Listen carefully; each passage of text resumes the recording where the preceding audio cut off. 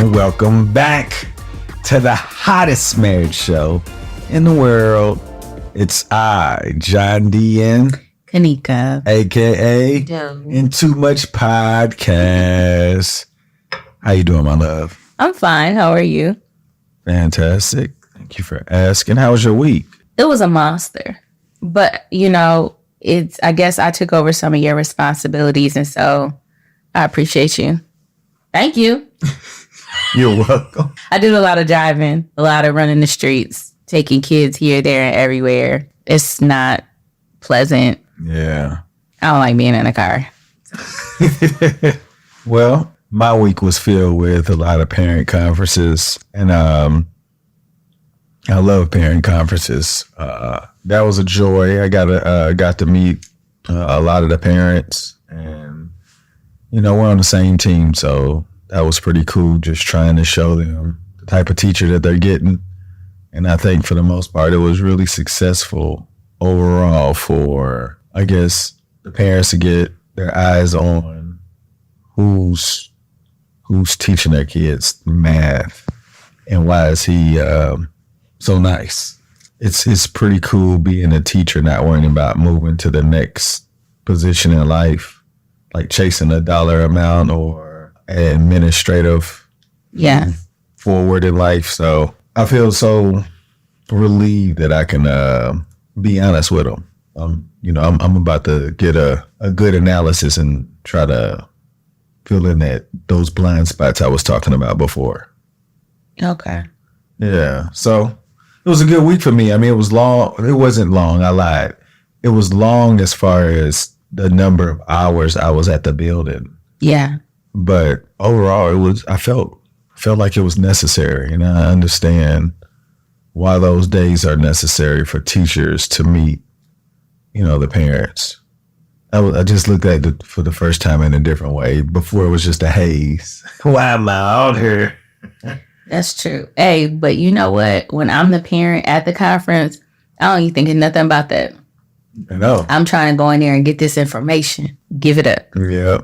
No, I get it. I mean, I was selfishly just wanting to be home with my family. No, I understand. Yeah. I used to be like that too. Because I used to feel like, and I don't know how many people, my friends are a mixed bag when it comes to parents. But I always wonder, am I having this conversation with this parent and it's really just a formality? Or is what I'm saying going to matter and there's going to be a change? Because I don't know if I've ever talked about that. I used to be a math teacher, but it was like I had one student, and I think I told you about this. We were in a conference, and this was a student that was a lot of trouble here and there and everywhere. And we're running out the information. It's like a team conference. And we're like, this is what they're doing, da da da. And the mother was like, what? Oh, we're going to talk about it when we get home. And the kid said, don't do that. Oh, what? I was like, he was like, don't do that because you're not going to do anything. So don't do that. And the parent she was taken aback because she was ready for her role. She was like, camera on. What? I'm going to take care of this. And the kid was like, cut. Wow. Look, when the kid just said, and it was so simple, they were like, don't do that because you're not going to do anything. And I remember sitting in that conference and I was like, took all the power of whatever you thought the mother had. Took the wind out her sails. Oh my God. It took the entire room. The teachers understood the situation. The rest of the year, we know what it's going to be now because the kid let us know that it was all a front. And after that, it led me to the point where I was like, so what are these really for? When you come in, I know some parents who are friends who, when they go in the conference, they're trying to explain what's going on at home. The teachers are explaining what's going on in school and they try to make a plan. That's best case scenario. Then you have the other ones that come in and they're like, oh, I'm going to take care of it. And then the kid comes back the same the next week and you're like, okay, so what was that for? So I think I understand. The parent is just doing the best that they can. No parent is, I guess it's just natural to say, don't be embarrassing me. Like, you need to do what you're supposed to be doing. Yeah. But like, what do you want them to say? Be like, hey, I need some help out here. I'm struggling. You know, what do you want me to say? You know, I'm really trying, but I know, you know, it's not working. What do you want them to say for you to be like, they be acting like it? Because you just be calling them out like, there's no reason why we're coming to this conference, Miss Lewis. I don't want them to say that. But you know, I guess, I don't know. Do you want the honesty? Do you want to know that when you're coming into this meeting, it doesn't really mean anything? Or no. I don't know. No, with me, I guess now I need to know, look, if you know that I'm going to be this type of teacher, I need you to know a part of parenting is going to require a little bit more accountability for you to ensure that this kid is getting this practice. Because if we expect a kid at that age to say, you know what, I'm going to take accountability, and come on, you know, our job is to ensure that they're doing it. So as a parent, you have to follow behind, because if you don't, like, yeah, it's a team effort. It has to be. So that's the reason why, to me, in a parent conference, I need them to know the type of teacher I am. And like, look, I got kids at home myself. And if I'm putting this effort into your kid, like, you have to like do your part, because kids are going to be kids at the end of the day. I think the other part of it is that it should be the parent teacher student conference. Because even though the student is sitting in there, how often do you hear the student coming forth with anything? Like, can you tell us what your challenges are? In all of this, does this sound like it's going to help? Yeah, I guess that would have to be a planned one, because this is one of those. You got to run 7 minute. That's true. Like, oh, yeah. Conferences are different in that sense, too, because when we had conferences, it wasn't like, it was like 30 minutes, but it was all 5 teachers. But a lot of the times, all 5 teachers had the same concerns. So, yeah. Okay. Well, being a parent. You know, and I'll say this, I met a lot of the parents, and it was kind of cool, like, just to see how far the apple. Oh, yeah. Because that'll let you know, too. Like, it gives you a lot more empathy, because you understand, like, I mean, like, it's tough. And if you can understand it's tough, like, the kid shouldn't be going through a tough situation, but he is, or she is. So I think it makes you a better person if you can empathize with a kid who can't control their environment. So to me, you know, it's cool. Like, so, like, I learned a whole lot, and I got to praise a lot of the kids. Actually, I praised all of them. Okay. You know, there is not one kid that I wouldn't praise at all. There were some kids that I had to say that we need to work on specific areas a little more, but overall, everyone was praised easily. Okay. Because you know, you have those certain students that you like, I cannot wait until your mom get here. Yeah, but you know, it's more so just like, if you do that to a kid, I'm just sizing the kid up. Like, did he say that to his mother? What? He can't wait till you. Like, my teacher said this. Because you'll learn more about a kid if they didn't say something. So to me, like, I do that just to size a kid up to see if they have the relationship, because you know the type of effort you got to put in. If the kid tells the parent, they have a better relationship than a lot of kids. You know, like, if you had, like, if a teacher said, John, I can't wait to see your father, I won't tell my father that at all, because he's going to be mad going in then. Hopefully this teacher forgets. But if you have a good relationship, you're not worried. You know what I'm saying? You're like, yeah, my teacher said they can't wait to see you, but like, you know who you are. You're like, look, I can't tell my dad that one. No. So it helped me to understand, like, because, you know, kids still get whoopings. Yeah. You know, I do my best to not say anything that could cause that, because I know that whoopings are no longer the answers for any behavior change. That's true. That's true. Not for no kid, but like, they can just get used to it or numb to the situation, but that creates a different trauma that they have to develop and deal with. Well, not develop, but have to like counter and deal with when they get older. You know what I'm saying? Like, and some abuse is, I guess, shown differently. And hopefully, we can come up with different ways to parent, because some of these kids be like, man, my father gonna kill me or my mama gonna whoop me and all of this. And I'm like, well, that's not what I'm trying to get. Yeah. Like that ain't even my style. Yeah. I just want you to give me these papers.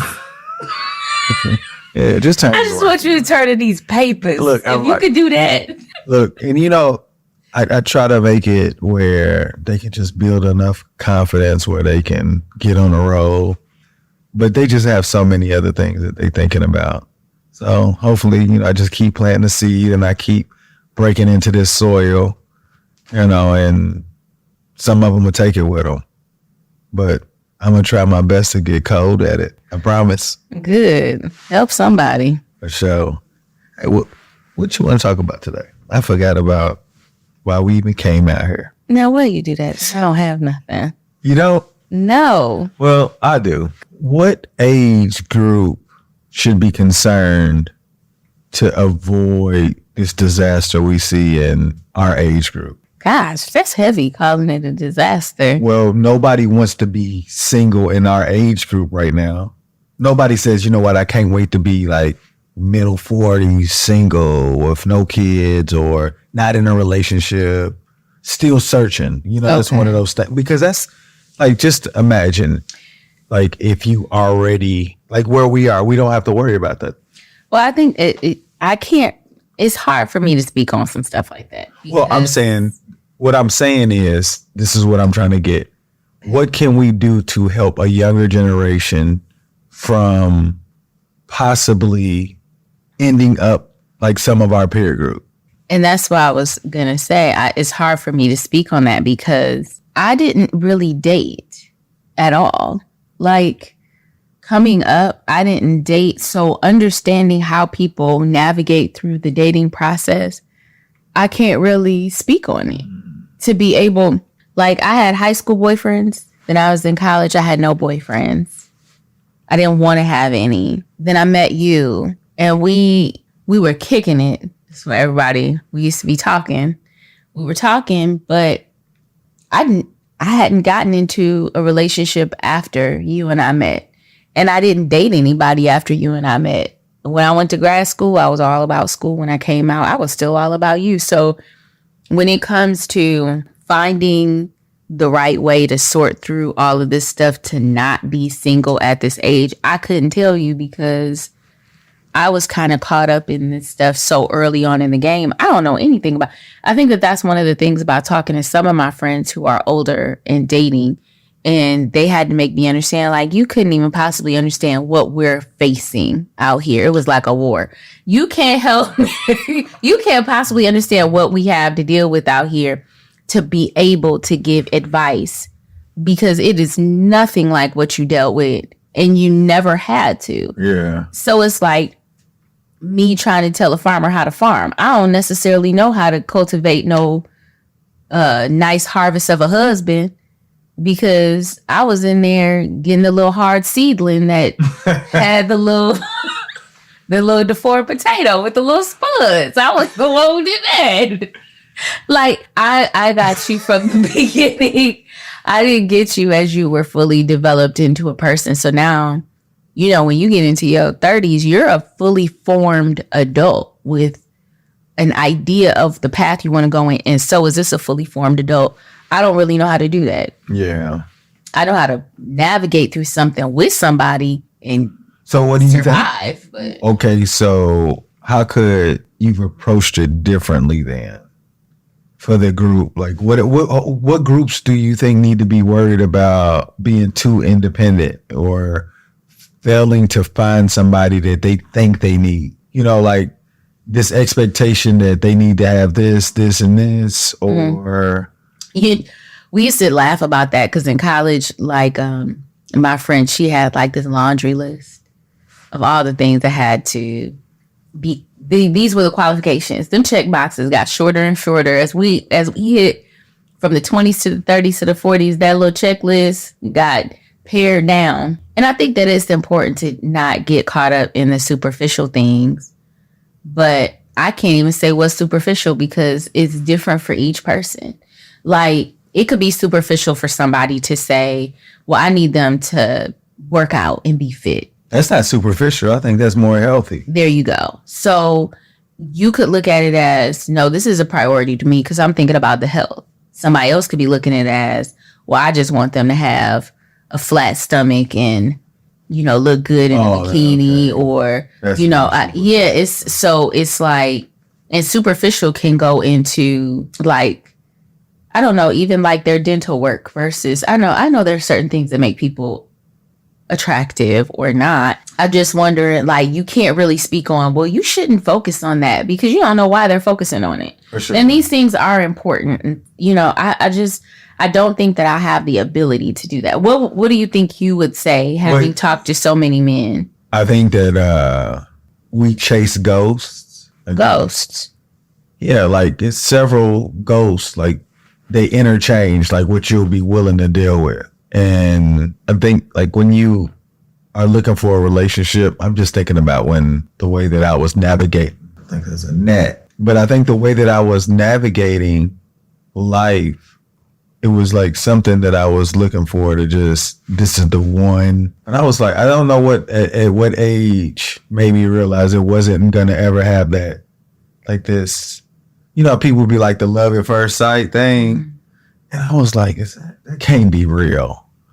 And then I was thinking like, I remember I used to like think about the young lady that I told you I was in love with growing up. She's still fine today. Okay, yeah. Yeah, and I was just like, if she saw me, it could be love at first sight. I was serious, and I was 10 years younger than her. But in my head, I was like, I don't even think that would even matter because it got to the point as I grew older, I was like, when she's having relationship problems, right? She seems to be like a regular person. Yeah. So it kind of like the looks kind of fizzled out. Like she's just beautiful. Like everybody have their own problems. And I was just like, what could I do to counter that? That she just got to be smart. Because if she can be smart, that means we can always talk. Okay. Yeah. Looks always played a role, but I'm saying like, it wasn't as like, you remember you used to say like, a trophy or they look different.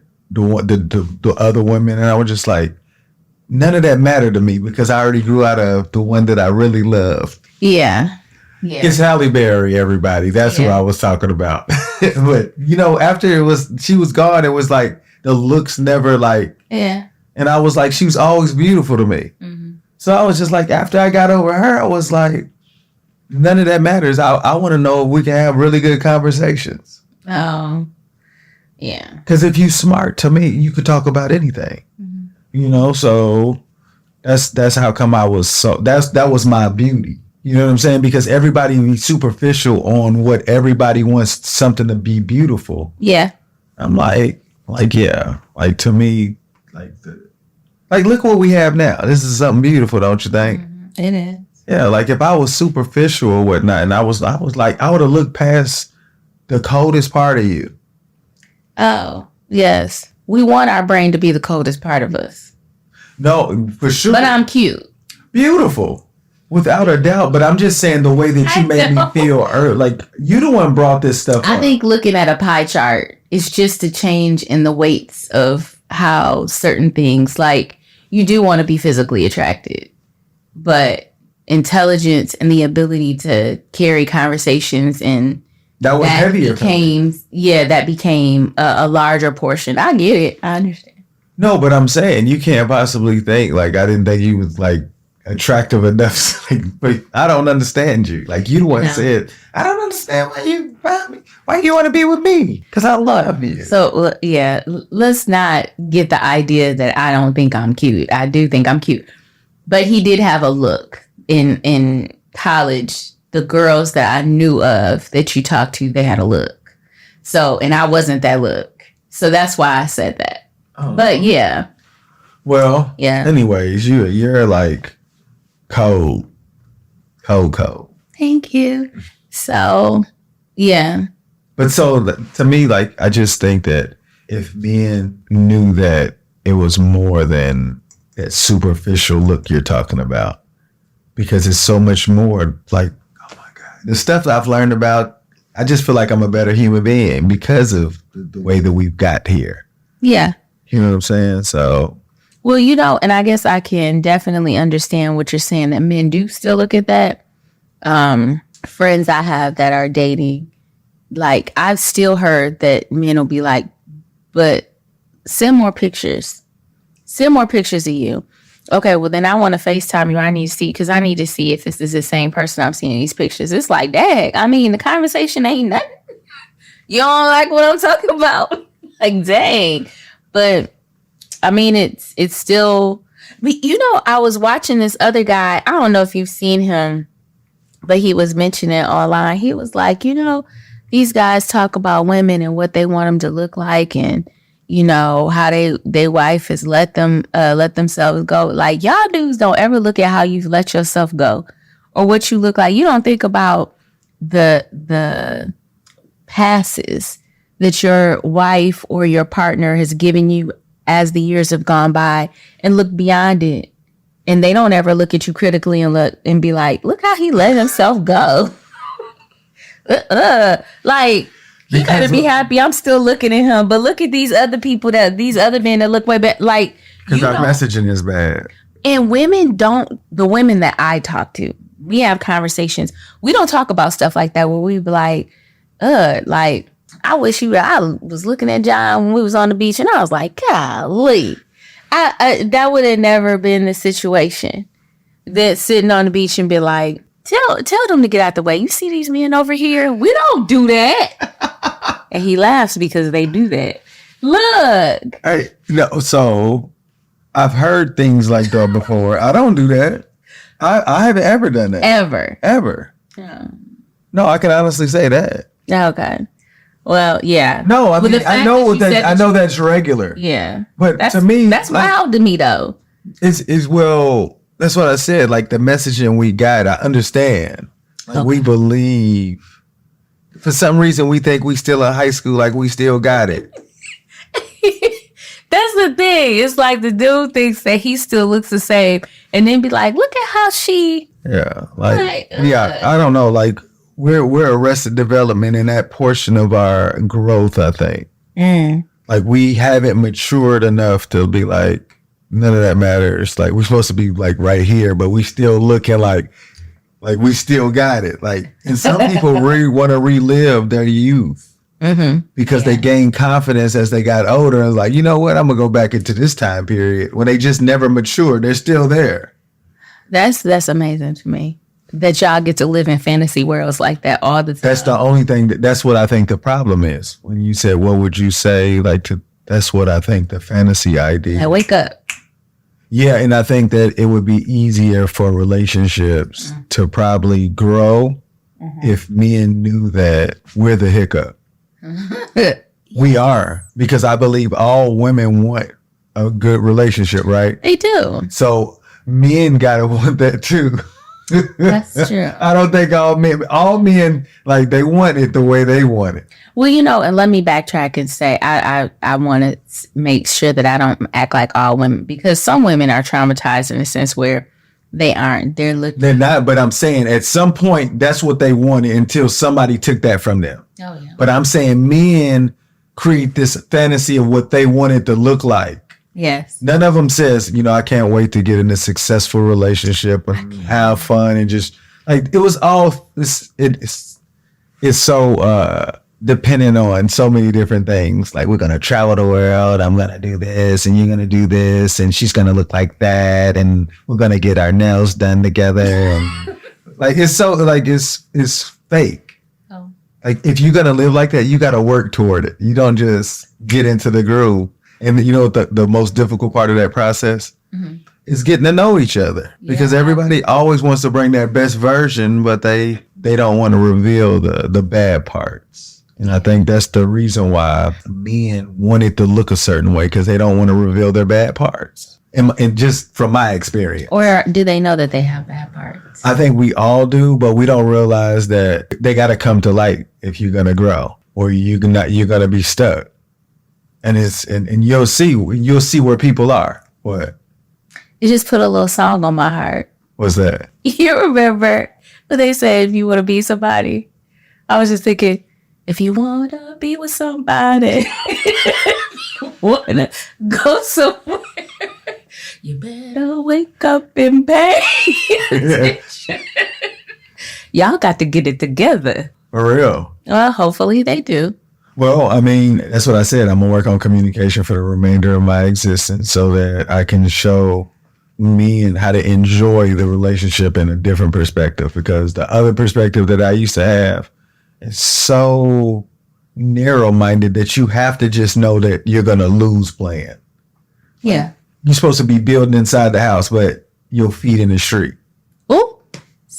You so silly. Yeah, I hear you. Yeah. I agree. So, but you only know what you know. Yeah. Well, at some point we got to get to a point, and this it's valid and it's true. When you don't have someone model something, it's very difficult for you to pick up that ability and be able to do it. But at some point we got to get to that generation where that's not going to be and I hate to use the word excuse, but that's not going to be the excuse as to why relationships are not going to be able to develop. The hindrance. Yeah, we got to get out of that. Somewhere we got to move out of that. So maybe it comes in the conversations for this generation to make it action in the next one. So I think the only way, though, like you said, if people have better conversations, I think they are less likely to waste their time with people that they don't need to be with.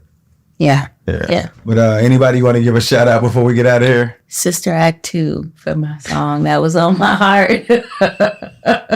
No, but nobody for real. Shout out to all of my students, all of your students also, but especially my students, because they know that Mr. Lewis is out here trying to get better. I promise. Y'all make today better than yesterday. Don't worry about anything you can't control. GATA. Get after that action, or that action will get after you. Be great on purpose.